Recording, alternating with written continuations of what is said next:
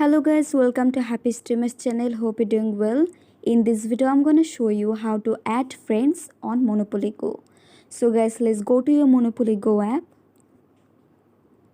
Now tap on the friends option bottom right corner.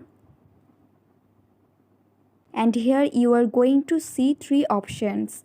First contacts, second Facebook and third invite. So when you tap contacts, here you can see the option add contacts. After tapping on add contacts, you have to give your number and they will send an OTP code to that number. And then you have to log in. And after login, you can see who in your number list plays these games. And you can invite them to play with them if you want. Then the next option, Facebook. Here you can add your Monopoly account with your Facebook account. And then you can invite all your Facebook friends who plays this game. And then you can play with them. And then the last option, invite. Here you can invite your friends with your other social media app.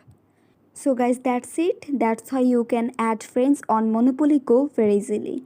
So guys, I hope this video was helpful to you. If it was, then please give a thumbs up and hit the subscribe button. And thanks for watching the video.